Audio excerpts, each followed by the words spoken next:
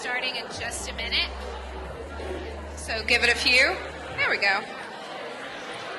If y'all could go ahead and start filing in if you're in the hallway until the fire marshal says no. Oh, no, we're at capacity? Cool, okay. Y'all really filled this room up. Okay. Ready or not? Okay. Well, thank you for being here today. Are you excited we're not being blown into Oz today? Because I am. I mean, I know we love reproductive justice, but I don't want to fly into that. Oh, it's snowing. Cool, cool, it's snowing. That's great. Great, lovely. Well, look, y'all came out for this, and that is incredible. I cannot thank you enough. My name is Camille Rishu, and I am the chair of the Arkansas Coalition for Reproductive Justice.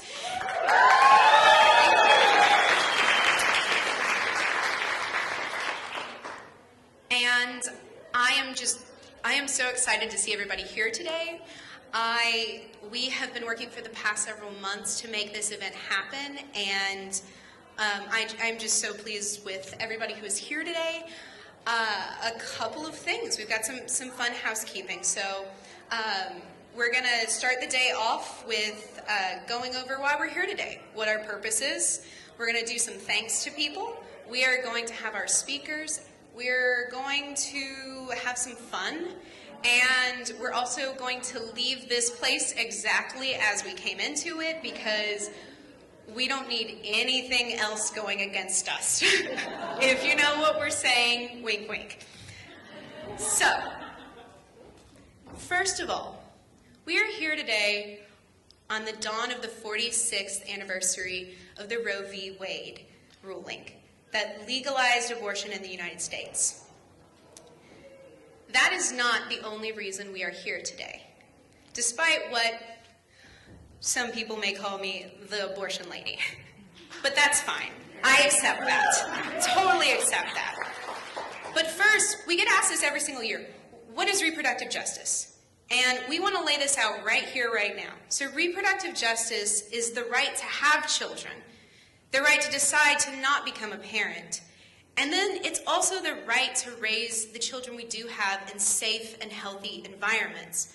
So it isn't just abortion, but it's also forced sterilizations that are happening in prisons. It's the fact that you can still shackle women during childbirth in Arkansas, and it's happening. It's also the fact that Arkansas has the 4th highest maternal mortality rate in the nation, and it's 3 to 4 times higher for black women in Arkansas and the nation. Reproductive justice is tearing children away from their mothers when they come to seek asylum in this country. That is what reproductive justice is. It is this holistic approach of every part of our lives from the beginning to the end, that we have dignity to make the choices and live a life with autonomy, respect, and with all of the conditions to live. That is what reproductive justice is, and I hope that we are all in agreement that those are all very important things.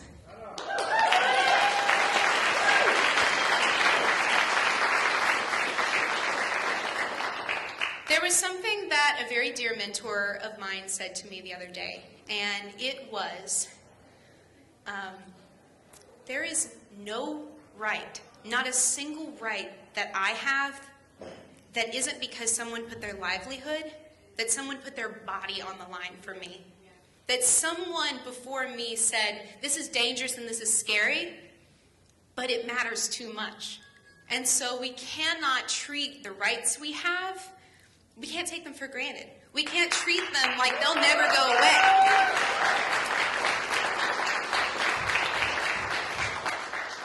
Democracy is not this static thing that exists. It's participatory, and if we don't maintain and fight to continue to have the rights that we do, then they're going to be taken right under our feet. And we see this happening now, so don't sleep on it. Don't assume that your institutions are going to protect you without you putting up a fight and without you doing the daily, hard, thankless work that so many of the people in here do every single day. And with that being said, I want to go ahead and thank the people who made this possible. I want to thank our sponsors, who I'm going to go through. And I know that we're a very clappy people, but please wait till I get to the end of everything, or we're going to be here for 4 hours. And, you know, oh God, it's really going out there. Anyway, so first, I really, really would love to thank the committee members of the Arkansas Coalition for Reproductive Justice who work, put out fires, who offer, who stay up late, who stay on the group me until 11:30 p.m. texting each other of like what we need to get printed. Like, this would not work without this dedicated group of people. So we decided earlier that we're not gonna go through everybody by name, but you know who you are, and if you could just like wave or stand up. I do wanna actually clap for the ACRJ, so can we just give them a hand? Thank you. I want to thank our elected officials who are here today. We thank you so much for your support. I've seen Tippy McCullough, I've seen Jamie Scott, Senator Joyce Elliott, who made this room possible. Vivian Flowers, who came to our aid when we had concerns. And anybody else, any other elected officials that I didn't see walking in here, thank you all for being here, supporting us in the past and in the future. We cannot thank you enough. And I want to go through, we have so many sponsors that care about our issues and that we love, so I'm going to go through them.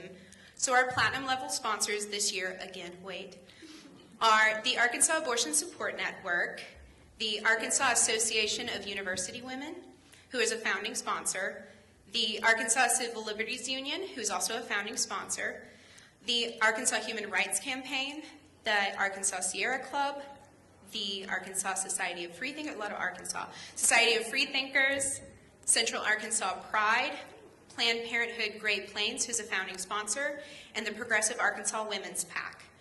Our gold sponsors are the Arkansas Coalition for Healthy Youth, ARCHE.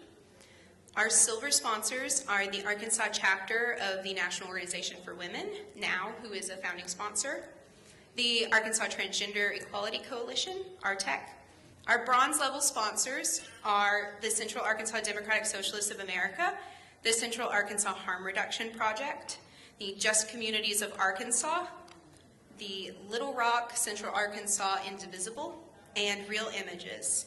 And then we also want to shout out to our student organizations who are with us, IFWIN HOW, who's the Bowen Law Students for Reproductive Justice, and the UAMS Future Health Professionals for Reproductive Rights.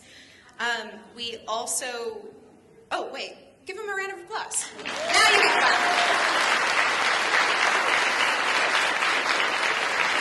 Thank you. We would not be able to do this event every year without you. So thank you again for all of them. Now, with that being said, let's get the show on the road. So I would love to introduce a very good friend and our MC today, Maria Meneses. Maria is a Guatemalan native who was raised in Little Rock. She's a graduate of Parkview High and a biology pre-medicine student at Philander Smith, where she's also an active member of the Gamma Gamma chapter of the Delta Sigma Theta sorority. Maria is a fierce immigrant justice advocate, having worked with Arkansas United, and other grassroots organizations like Indivisible. During the midterm elections, Maria registered, and I put this in myself, hundreds of first-time voters. Yeah. Because of her dedication and public service, her former ROTC program at Parkview created an award in her name, the Maria Meneses Cadet Excellence Award. Please welcome our MC for the day, Maria Meneses. Well, it's exciting to hear everyone and everyone out in the hall. Ooh, hey everyone! Can I hear?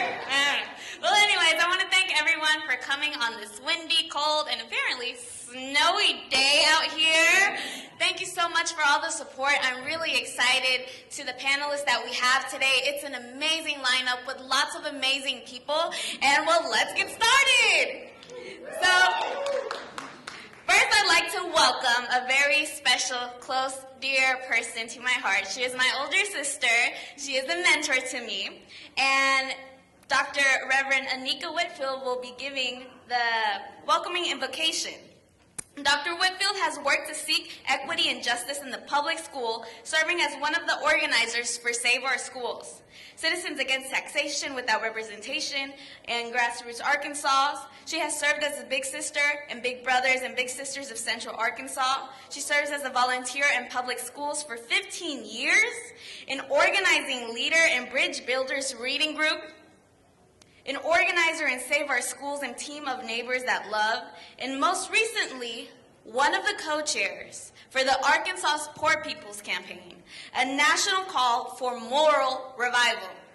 Without that being said, please welcome Dr. Anika Whitfield.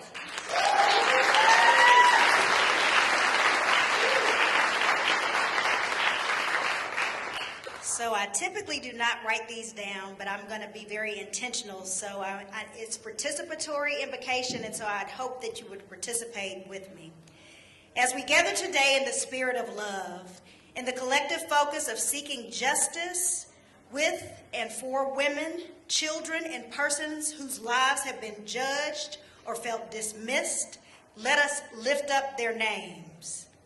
First, let's lift up the names aloud or within of women, children, LGB, trans, queer, and persons who are suffering at the hands and actions of persons who disregard the value, purpose, and potential of their lives. I'm waiting to hear some names.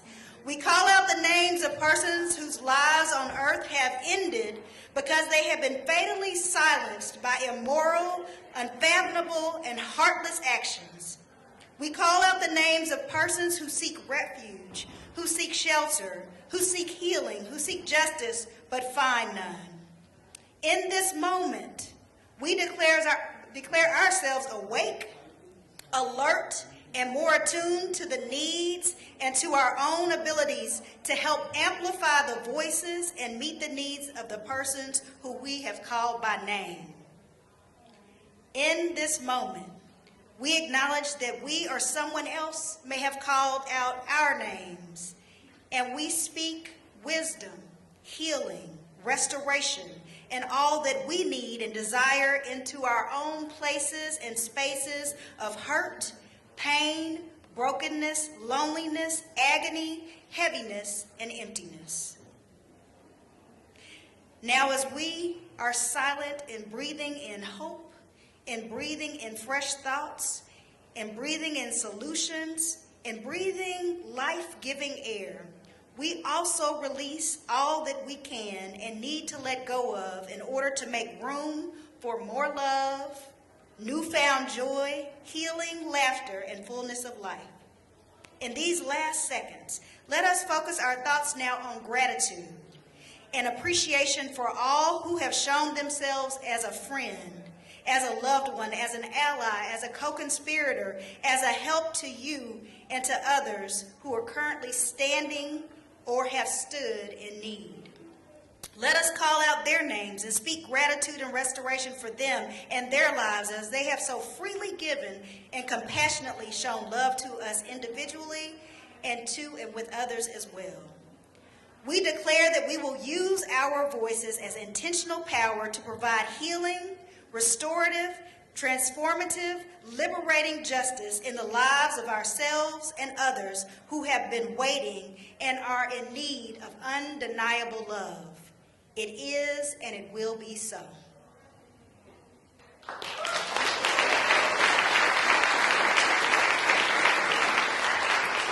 Thank you, Anika. It was beautiful. And we should all walk in what we believe in, support one another, and love one another. And with that being said, thank you so much once again. One of our first speakers is Sylvia Perkins. She was announced as our speaker, but unfortunately she's not here. She is a Little Rock native whose 15-year-old son, Bobby Moore, was killed by a Little Rock police officer. This horrific injustice, which resulted in the officer being found responsible in civil court for Bobby's death, revealed mounting misconduct and deception that allowed the officer to join the force despite the history of attending a white supremacist meeting.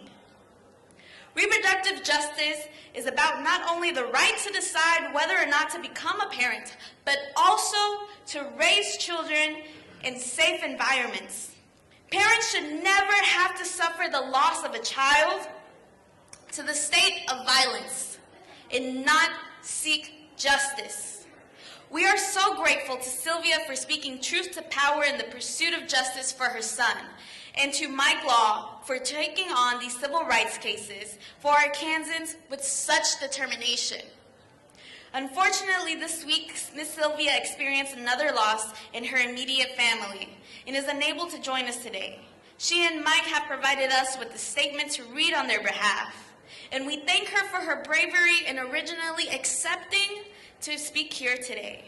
We want to take a moment to lift up Sylvia, her family, and the memory of her son, Bobby. And right now, our chair, Camille Richoux, will be reading the statement.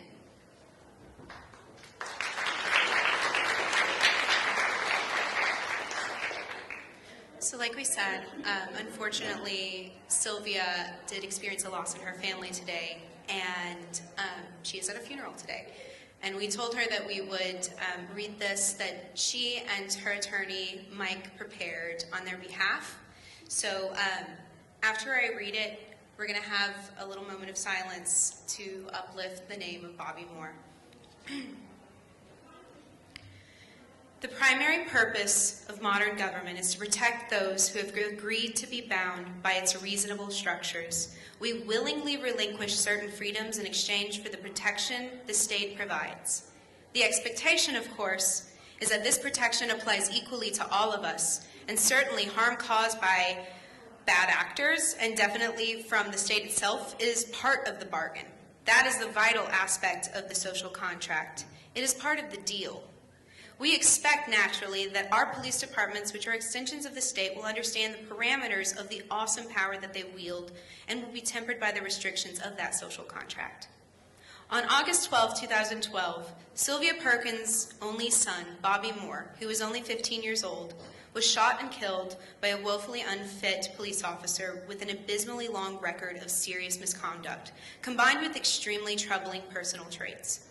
Supervisors with the LRPD knew that his racist officer had attended Klan meetings well prior to joining the department, but because his father was a high-ranking officer, and because the club, the Good Old Boys Club, was and is in thriving effect, he was allowed to uphold the state's end of the social contract.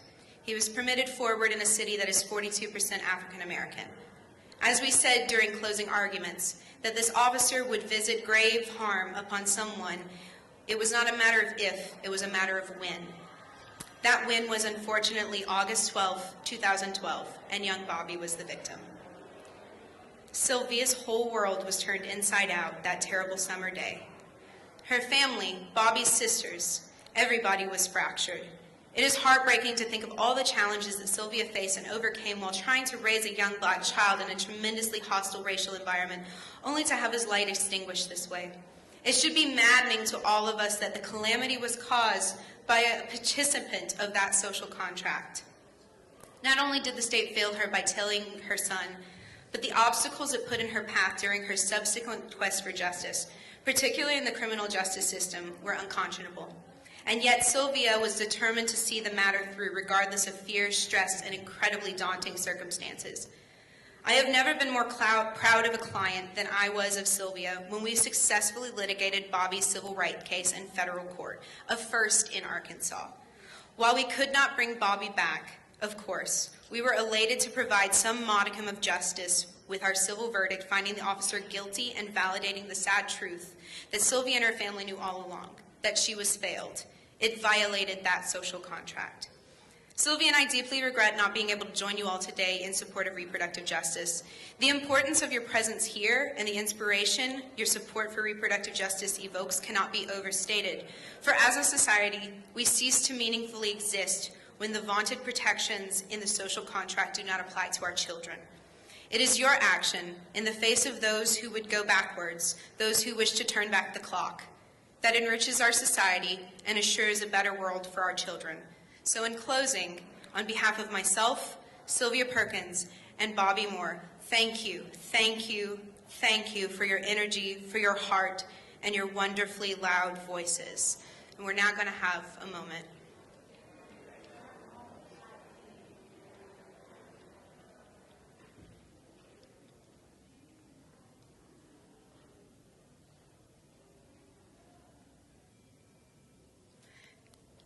And we say his name is Bobby Moore and that his life mattered.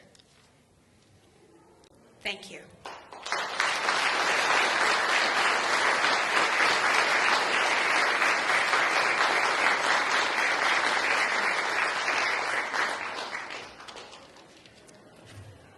Thank you, Camille. We must not forget children like Bobby Moore and many others here in the United States that continuously are at the hands of always being in fear of being stopped by the police, of being separated from their families each and every day, and still they get no justice. We cannot forget them, and we cannot forget to continue fighting for them and for all the other kids and those to grow up as well. Our next speaker is Ms. Jennifer Lusk.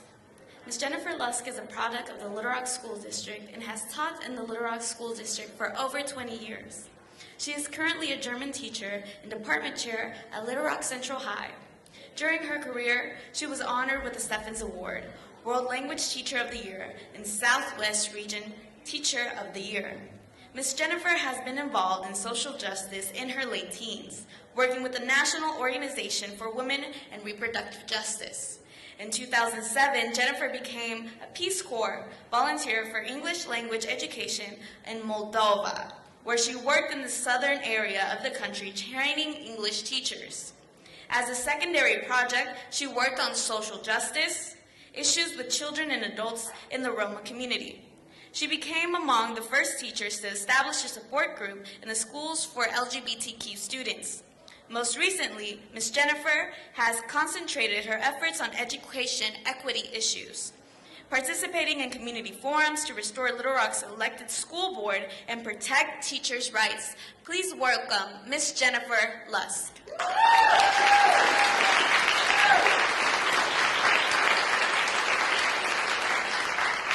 So first I got to tell you that my teacher heart gets so happy when a former student is up here speaking and leading everything, because that's really what we all want.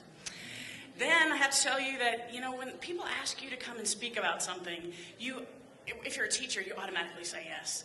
And then you start thinking, and you've got people like Dr. Whitfield speaking, and you're like, man, can I speak with that kind of passion and intelligence? And then you think about Alejandro, and you're like, oh, I don't know if I can do this as well as he does it. And then, you know what, I'm going to tell you, no, I can't. I can't do it as well as they can, but what I can give you is a heart and some insight into what education stuff is going on right now. So that's really where I want to start. Okay, maybe the microphone a little bit. Okay. So my goal today is to give you a glimpse into the burning house that is the Little Rock School District. And I say burning house with a lot of intention. Make no mistake about it, folks, this house is on fire.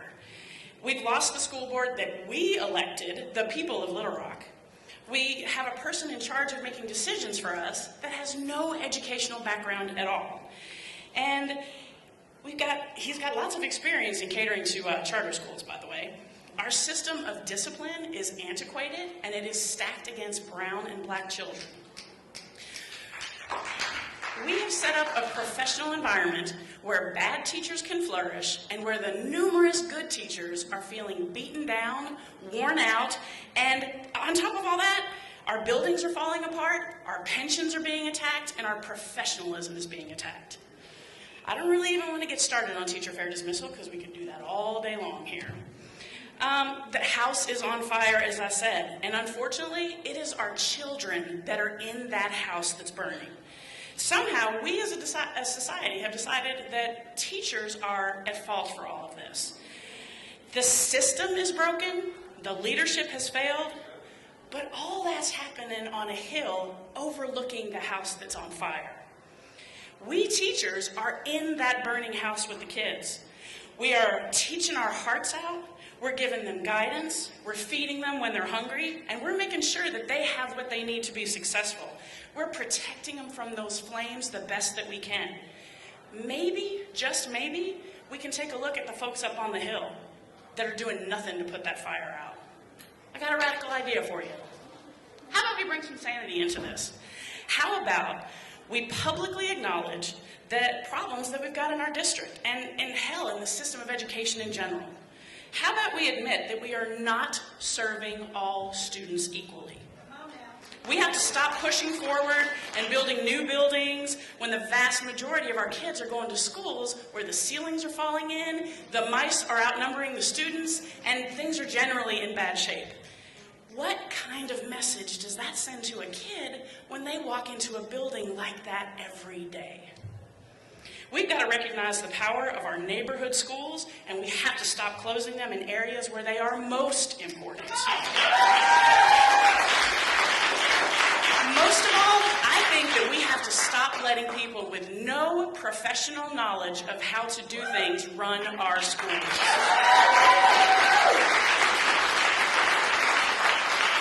So I want to kind of start from the big we about what we can do. I recommend beginning with a simple question. How can I help you? I know, it's radical. The question needs to be asked, and more importantly, it needs to be listened to up and down the chain of people that are in contact with our kids every day. We've got to stop having community meetings where the outcomes have already been decided and nobody's voice is listened to. We have to put together the best and brightest teachers to listen to the community members and what they need and build upon that. And our administrators and our State Department have to go down the chain and ask that question over and over again. How can I help you? How can I help you have a better life, do your job better, whatever you need? Only when we do that can we really, truly put out the fire that is public education. And I really think that we can come out on the other side with a plan that works for everybody. What can you do? Last question. How can you get involved? We have to start showing up in numbers at every meeting of the district, at every state board meeting, and in our schools every day. I'm asking you to join me at the house that's on fire. Be a part of that group that's working every day to put the fire out and protect our kids. Who knows? Maybe one day we can turn those hoses on the people standing on the hill.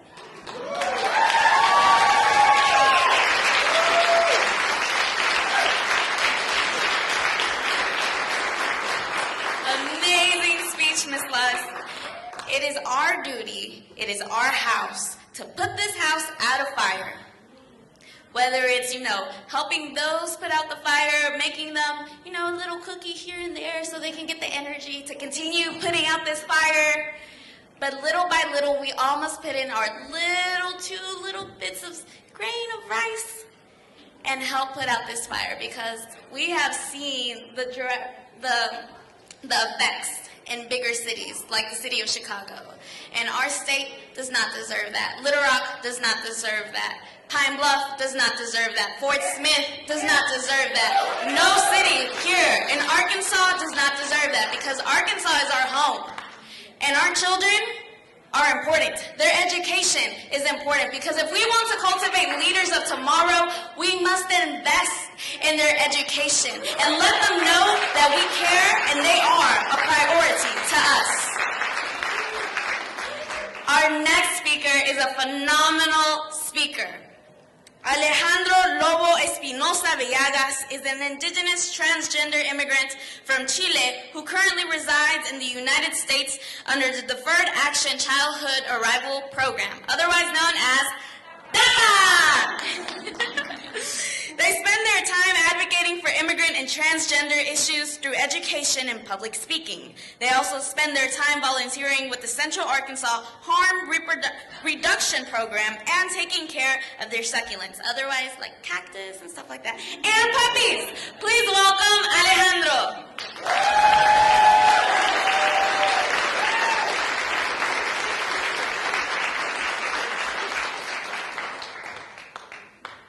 Hey everybody, thanks for coming out today when it's so cold. I was freezing myself, I didn't know if I could make it. But yeah, my name is Alejandro Espinosa Villegas. I'm an indigenous, trans non-binary Chilean immigrant from, South America, and I'm here on DACA. I arrived in 2004 at 7 years old. And I spent most of my life undocumented, and because of that, I was in constant fear of being separated from my family, from my siblings, from my dear beloved sister that I can't stand to be without. And it's a reproductive justice issue because we need to be able to raise a family without fear of being separated in order to be able to raise healthy children in safe and healthy environments. We can't have establishments like ICE where they're taking children at the border, where we're being separated, traumatized, these instances, these tragedies that are happening right now as we speak, as they have been happening, they cannot happen any longer if we want to reach reproductive justice. I have a long history of interactions with police and was trained as a child, migra, never to just start running, hide, the jump out boys are about to get you. And it's almost like a joke in our community because it's so common. And I've seen it happen. My brother was turned away at the airport simply because they suspected him as being that he was gonna overstay, even though he had a visa and everything, did the whole legal process. But we still have this fear of police where he was denied coming to see us, where I haven't been able to see my brother for 14 years. And not having this fractured family for sure has impacted my life and still continues to do so today. And I'm trying to do everything in my power to be able to overturn those tides and be able to see the day where that won't ever happen anymore. And that can start by destigmatizing healthcare. Because of my intersecting identities, I wasn't able to really go to the doctor that much. I didn't have access to healthcare, at least very good healthcare. I had to go to individuals that were uncertified or wait for free clinics. And I received no support, even though I am documented from the government. Even though that the U.S. was the one that installed the violent and brutal dictatorship that destabilized my country in the first place, that resulted in the immigration pattern that we are now, facing all over the world.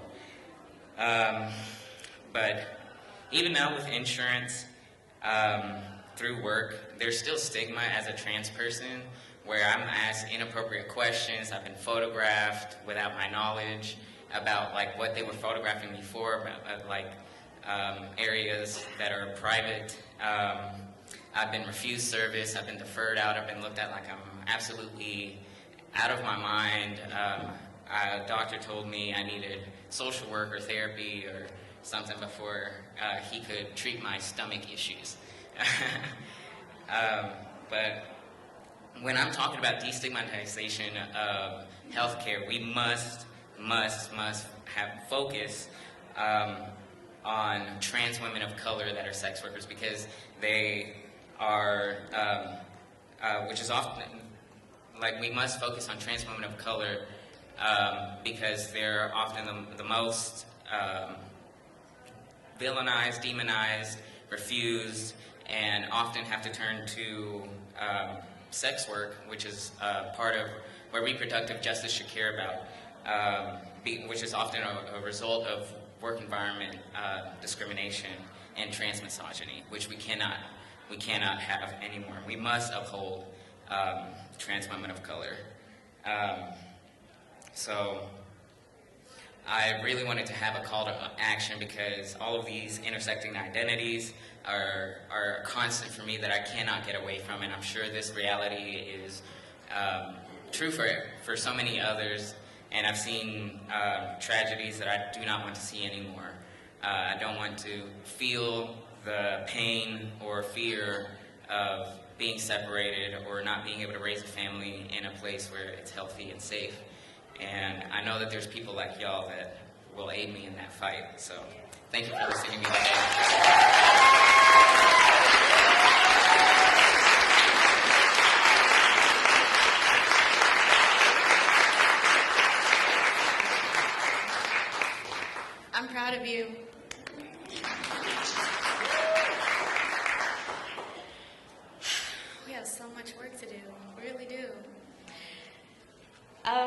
Thank you so much for sharing your story, sharing everything, that many people have to go through on a daily basis.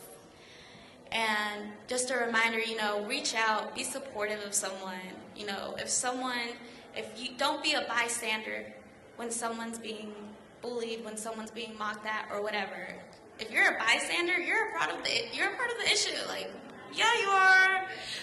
But take that little courage that you feel inside of you that says this isn't right, and speak out and do something. Because definitely that can make someone's day change dramatically, and you guys maybe could become even friends and come to rallies like this. So our next speaker is another phenomenal speaker. I was astounded by the much that I learned sitting on the living room. Oh. And I was like, wow, she's intense. Like, she knows what she's talking about. Pamela Merritt is the co-founder, co-director of Repro Action, a direct action organization formed to increase access to abortion and advance reproductive justice. She is a reproductive justice activist and is dedicated to protecting and expanding access to the full spectrum of reproductive health. Pamela is a founding member of the Trust Black Women Partnership and was a 2017 Reproductive Health Rights and Justice Fellow at the Rockwood Leadership Institute. Her writing has been published in the Chicago Sun-Times, Guardian, and the Rolling Stone. Please welcome Pamela Merritt. Oh, she's our keynote speaker, by the way.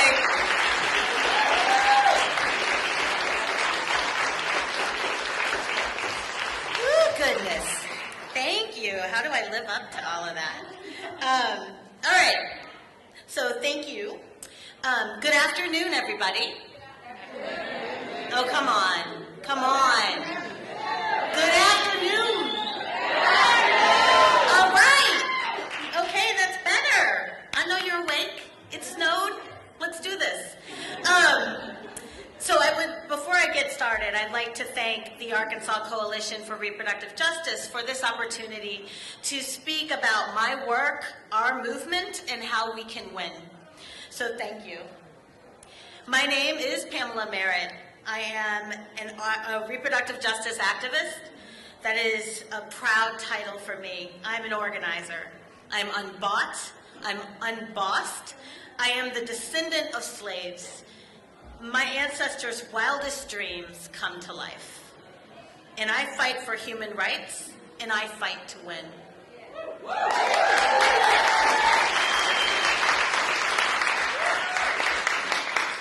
In 2015, Erin Matson and I founded Repro Action, July of 2015, as a direct action organization working to increase access to abortion and advance reproductive justice. As you've heard throughout today, reproductive justice is a human rights framework. It is a movement. It is a way of life that uses intersectionality as a tool to bring about human rights. We're fighting so that people have the right to determine whether to parent, have the resources and supports from their community and their government to parent the families and children that they want to have, and that they are able to raise their families and live in communities that are free of violence and oppression. That's sacred work, and I'm so proud to be a part of this movement. Repro Action organizes nationwide. We're all over the place, and we were proud to invest in Arkansas in 2018.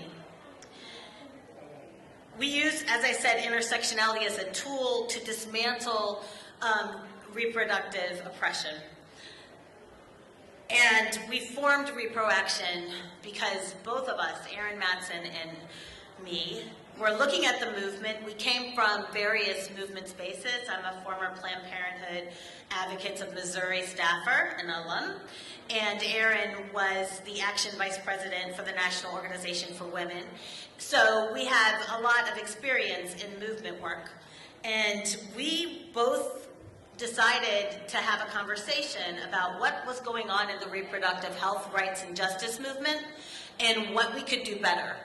and we looked each other in the eye and said, we're losing. We are flat out 110% losing. We're not winning. We are losing. And the objective can't be not to lose poorly. The objective has to be to win because of what we're fighting for. Because we must win for people to be able to determine whether or not to have children. We must win for people to be able to have the supports to raise their children that they do have. And we must win if we expect to be able to raise our families in communities that are free of violence and oppression. Losing is not an option, and that's why we formed Repro Action.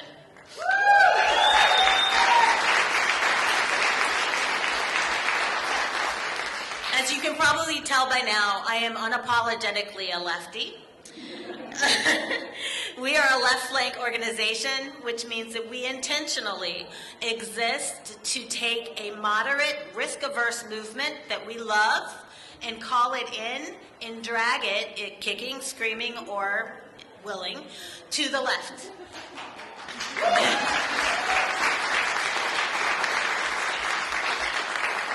We celebrate abortion and access to abortion as a good thing, a necessary piece of health care that improves health outcomes and should be just like going to the dentist. And we do say that we are pro-abortion because abortion is good. It is not a horrible thing.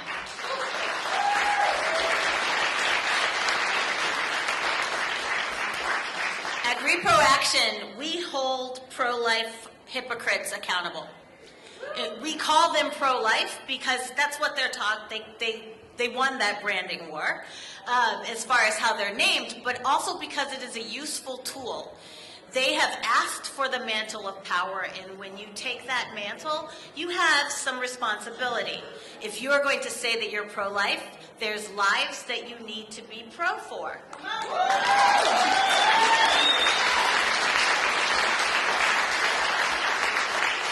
And we are prepared to hold our own, our family, our community, and our movement accountable when they fall short too. The goal here is to win human rights, and we cannot afford to play political games within the progressive movement about whose life gets to be centered or we need to fight for first. We are doing this work intersectionally, or it is going to be bullshit.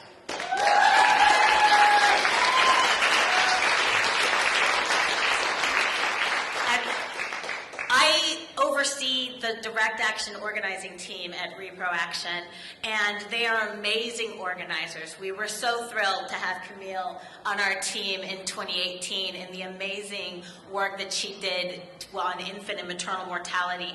And we are hopeful that we are going to be able to continue to invest in Arkansas for reproductive justice. When they go low, we organize. It's just that simple.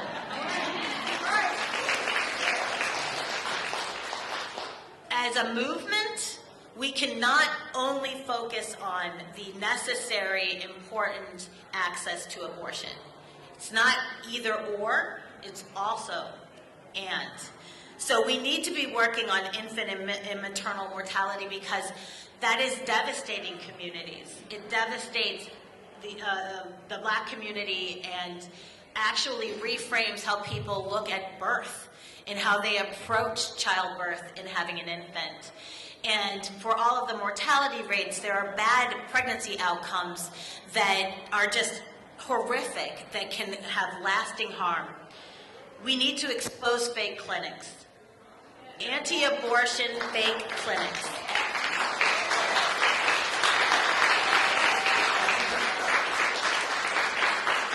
When we go into a community and do a direct action in front of a shady anti-abortion fake clinic that exists not to give out health care, not to help women and girls, not to advance reproductive justice, not to really tell you how not to get an STI, they exist for the sole purpose of pumping up an ego of a soulless movement and essentially lying to women so that they will go so far into their pregnancy that they can no longer afford an abortion. abortion.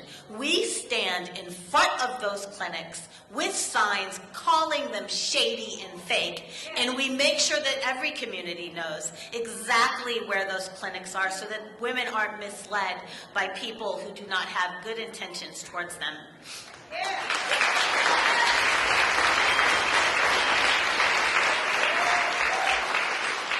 We are actively working to change the conversation around self-managed abortion. The reality that when abortion clinics close, when you live in a state like I do, I'm from St. Louis, Missouri, we have one abortion clinic, a mandatory 72-hour waiting period with no exceptions. People come from 4 states to get services in St. Louis, Missouri, and it is devastating how many restrictions and trap laws exist to create barriers between people who experience pregnancy and healthcare. So we know that there are people who are self-managing their abortion because they can't afford to take off work. They can't get childcare. Their abusive husband worked really hard to make sure that they were pregnant so they wouldn't be able to leave, and they can't afford for him to know that they're going to terminate that pregnancy. We know that people are taking abortion into their own hands already. That what we frame as a post-Roe horror show is not necessarily the same because 46 years have passed since Roe. That there are now abortion pills that people can take and self-manage their abortion safely. So we share with people the World Health Organization protocols on how to safely manage your abortion outside of a medical setting, because we know that ultimately the reality is that Roe is not what props up abortion. Abortion existed before Roe. Abortion will exist if they take Roe away. Our goal is to make sure that people have access to knowledge, because knowledge is power.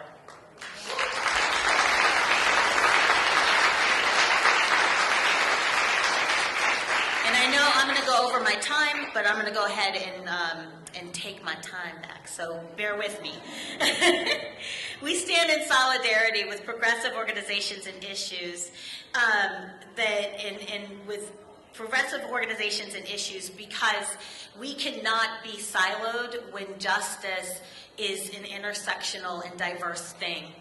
We must stand together.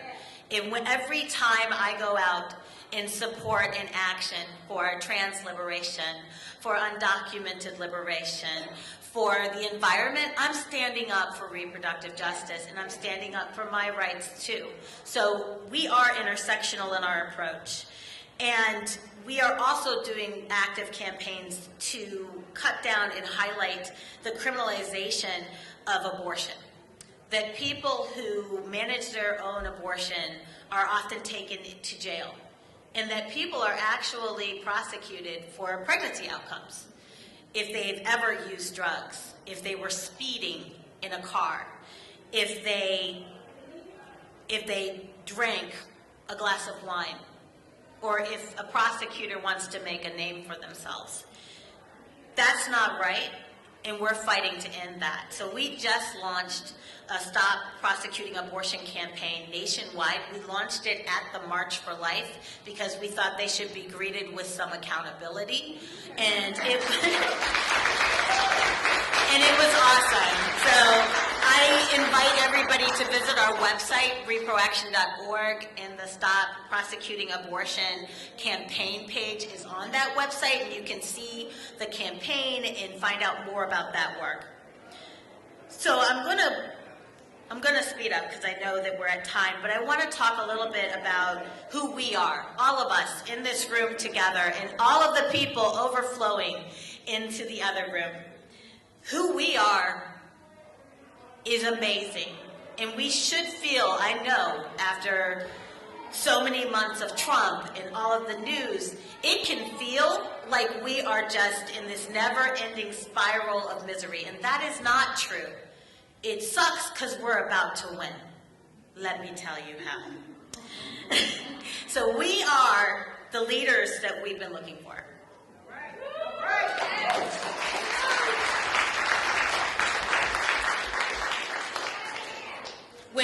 Black women and infants face maternal mortality rates 3 to 4 times the general population. We are the leaders who will end that.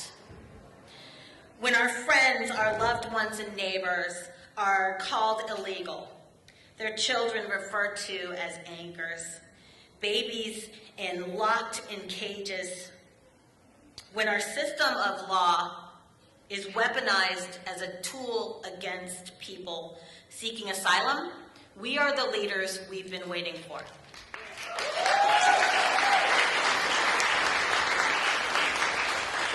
We are the organizers we hope come to our hometown. When a Black woman gets more jail time for killing a man who purchased her from a sex trafficker than a police officer gets for killing a Black teen, we are the organizers that we've been looking for.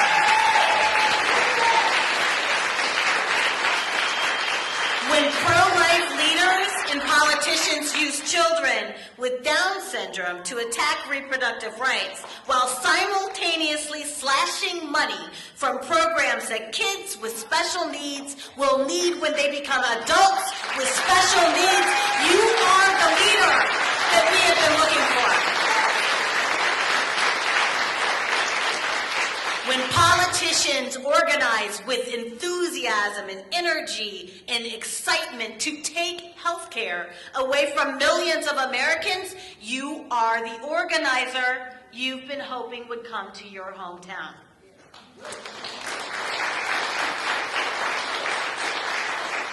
And when pro-life hypocrites partner with the white nationalist president in the White House to secure an anti-abortion majority on the Supreme Court, you are the leader that we must have.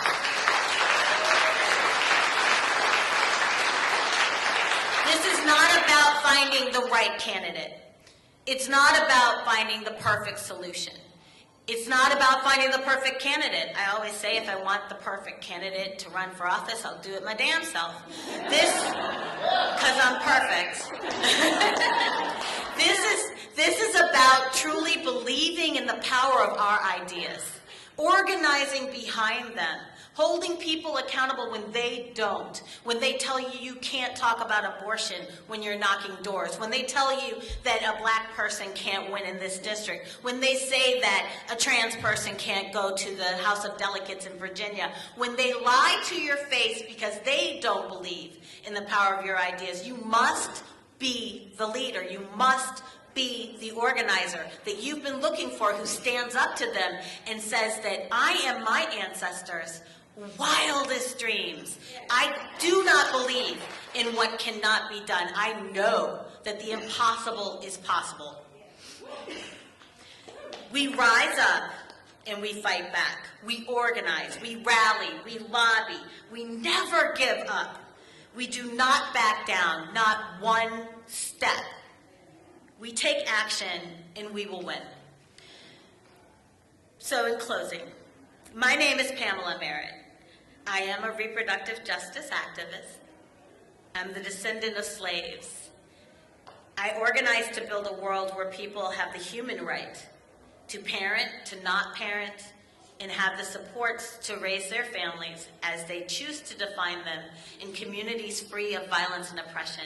I look forward to making good trouble in Arkansas with you. Thank you.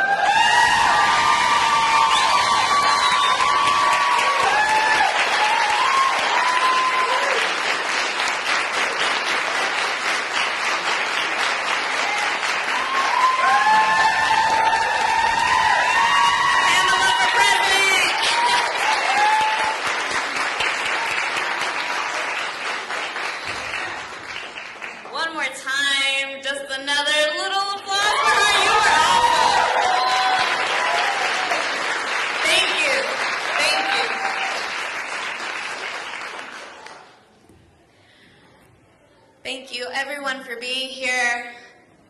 Before you go, I want to ask you, why are you here? Anyone want to answer, why are you here? Someone be brave, you're here for something.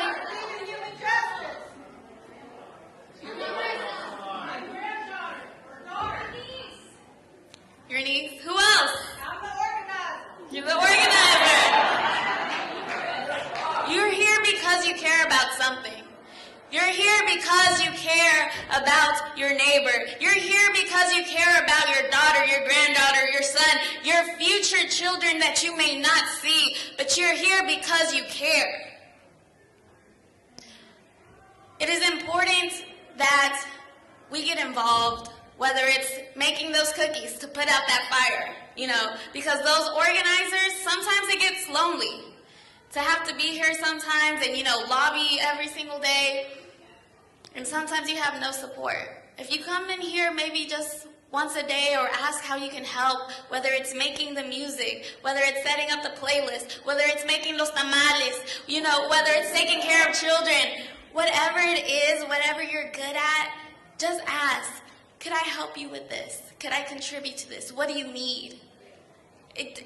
We know that you all are busy, that you have lives, that you have families, that you have work, that you have school and everything, but just a little thing.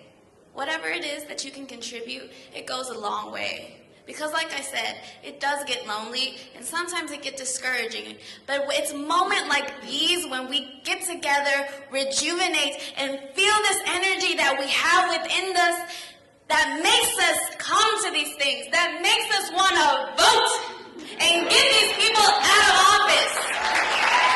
Because they don't represent us.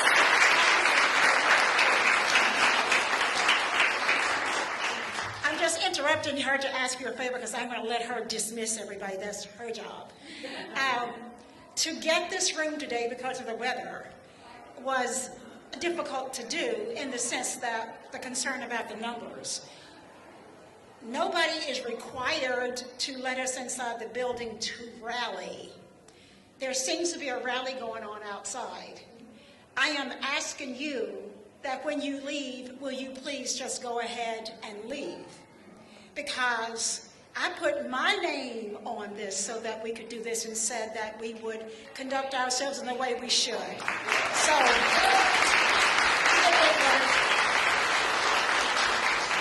if it were outside, it would not matter, but there is protocol for inside this building, believe it or not. So please help me with this and not make it impossible for us to be let inside sometimes. Thank you.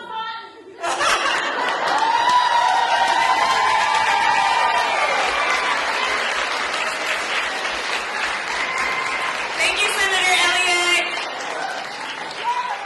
So, like I said, it is our duty to get people out of office and for us to run because we know the difficulties of how complex the system is. We must fight for everyone and be intentional and intersectional about it because if one group doesn't get their liberation, so like I said, it is our duty to get people out of office and for us to run because we know the difficulties of how complex the system is. We must fight for everyone and be intentional and intersectional about it because if one group doesn't get their liberation, we do not get true liberation, okay? And when you walk out of these doors, you keep your head high and remember that you are fighting for your ancestors, that you are fighting for your future kin, that you are fighting for everyone. And these people out here that are here against what everyone believes in today, just don't even look at them. They don't matter. Who are they? They are no one. They are no one. Who are they? No one. Who are we? Who are we? We are leaders. We are organizers because when they go low, we organize. So, what would we, before we go, every single year at the rally, this is what we do. We are going to do a chant, Miss Asada Shakur's chant. It's very simple. Just repeat and ask permission, if you can, to hold someone's hand next to you. Ask permission. Remember, consent is a big thing. Consent. So, we do not get true liberation, okay? And when you walk out of these doors, you keep your head high and remember that you are fighting for your ancestors, that you are fighting. So, like I said, it is our duty to get people out of office and for us to run because we know the difficulties of how complex the system is. We must fight for everyone and be intentional and intersectional about it, because if one group doesn't get their liberation, we do not get true liberation, okay? And when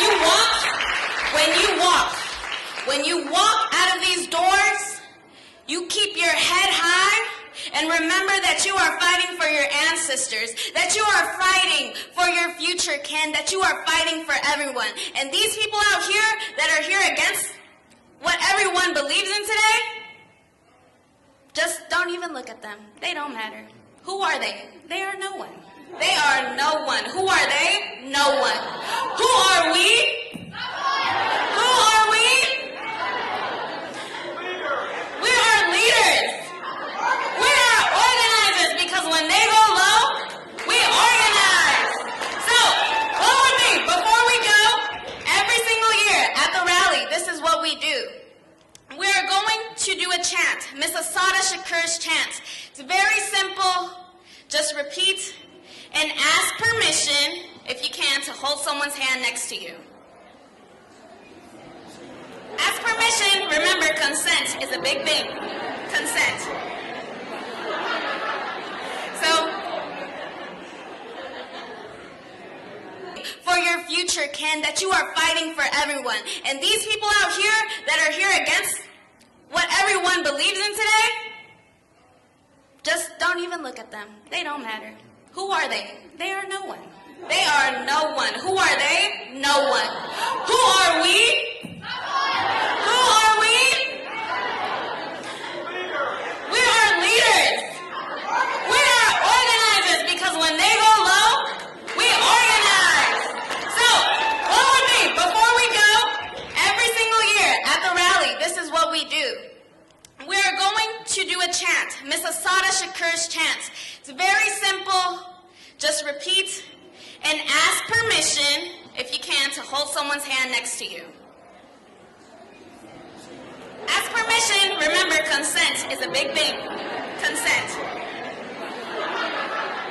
So,